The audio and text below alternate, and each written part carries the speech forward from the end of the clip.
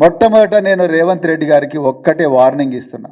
రేవంత్ రెడ్డి, నువ్వు ఎన్ని అక్రమ కేసులు పెట్టినా, ఎన్ని కవ్వింపు చర్యలకు పాల్పడ్డా, నువ్వు ఎంత నీచ స్థాయికి దిగజారినా, హరీష్ రావు గారు, కేటీఆర్ గారు, మిగతా అందరూ భారత రాష్ట్ర సమితి నాయకులందరూ కూడా తెలంగాణ ప్రజల పక్షాన్నే ఉంటారు. మీరు జైలుకు పంపించినా, ఉరికంబం ఎక్కించినా, ఇంకా ఏం చేసినా ఎంతోమంది పోలీస్ అధికారులను మీకు పావులుగా వాడుకొని కొంతమంది అత్యుత్సాహం చూపిస్తున్నారు. వాళ్ళ గురించి కూడా నేను ఒక 2 నిమిషాల తర్వాత చెప్తా.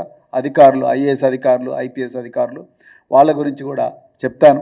మీరు ఎంతమంది అధికారులను పావులుగా వాడుకున్నా హరీష్ రావు గారు తెలంగాణ ప్రజల పక్షాన్నే ఉంటారు. ఇది గుర్తుపెట్టుకో. నీలాగా ఓటుకు నోటు కేసులో రెడ్ హ్యాండెడ్గా దొరికి జైల్లో గడిపిన వ్యక్తి హరీష్ రావు గారు కాదు.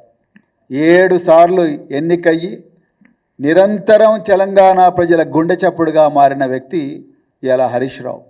మరి అలాంటి వ్యక్తి మీద మీరు ఏవో కోడిగుడ్డు మీద ఈగలు పీకే ప్రయత్నం చేస్తున్నారు. ఆకాశం మీద ఉమ్మేసే ప్రయత్నం మీరు చేస్తున్నారు. ఇది మీ వల్ల కాదు.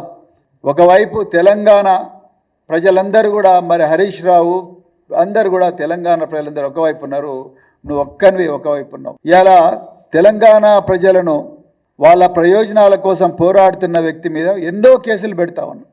మీరు 6 గ్యారంటీలు అమలు చేయకపోతే ప్రశ్నించినందుకు కేసులు పెట్టిండ్రు. మీరు ఎగవేతల మొత్తం ప్రజలందరికీ రుణమాఫీ ఇస్తామని చెప్పి, లేకపోతే రైతు భరోసా ఇస్తామని చెప్పి, ఇంకా రకరకాల మహిళలకు 2,500 రూపాయలు ఇస్తామని చెప్పి, వృద్ధులకు 4,000 రూపాయలు ఇస్తామని చెప్పి, అదేవిధంగా మీరు ఎన్నో ఇచ్చిన అలవిగాని హామీలన్నింటినీ కూడా ప్రశ్నిస్తున్నందుకు మీరు మొదట మిమ్మల్ని ఎగవేతల రెడ్డి, యనుమల రేవంత్ రెడ్డి కాదు, ఎగవేతల రెడ్డి అంటే మానకొండూరు పోలీస్ స్టేషన్లో హరీష్ రావు గారి మీద కేసు పెట్టిండ్రు. అదేవిధంగా మీరు దేవుళ్ళ సాక్షిగా మహబూబ్నగర్ పోయి కురుమూర్తి దేవుడి మీద, వేములవాడ పోయి రాజరాజేశ్వర స్వామి వారి మీద, అదేవిధంగా హన్మకొండల ఇంకో దేవుడి మీద, అదేవిధంగా యాదాద్రి భువనగిరిలో మరి లక్ష్మీ నరసింహస్వామి దేవుడి మీద ఒట్టేస్తే హరీష్ రావు గారు పోయి ఆ దేవుడికి దేవాలయంలో పవిత్రమైన గర్భగుడిలో పూజ చేసి మీకు కనీసం జ్ఞానోదయం అన్నా కలగాలి, దేవుళ్ళ పేరు పెట్టుకుంటూ ఈ పాపాన్ని క్షమించు రేవంత్ రెడ్డిని అన్నందుకు యాదాద్రి పోలీస్ స్టేషన్లో హరీష్ రావు గారి మీద కేసులు పెట్టిండ్రు.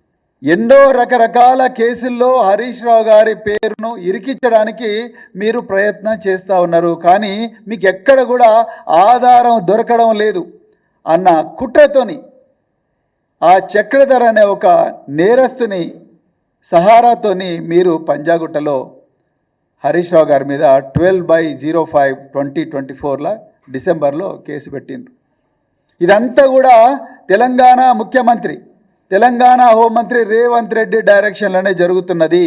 నేను మళ్ళీ చెప్తున్నా, రేవంత్ రెడ్డి గారు, మీరు ఎన్ని చేసినా మేము మాత్రం తెలంగాణ పక్షాన్నే ఉంటాం. ఈ గీసులు మమ్మల్ని కబలించలేవు. మాకు కేసీఆర్ గారు నేర్పింది, ఉద్యమం నేర్పింది ఒక్కటే, ఏం చేసినా రాజ్యాంగబద్ధంగా చేయాలి, చట్టబద్ధంగా చేయాలి, అంతే తప్ప అడ్డుదోవలు తొక్కొద్దు, నీలాగా అడ్డుదోవలు తొక్కొద్దనే మా మహనీయులు కేసీఆర్ గారు ఈ విషయాన్ని తెలంగాణలో ఉండే అందరు క్యాడర్లకు బోధించారు. మేము ఎట్టి పరిస్థితుల్లో కూడా ఆ దారి తప్పం.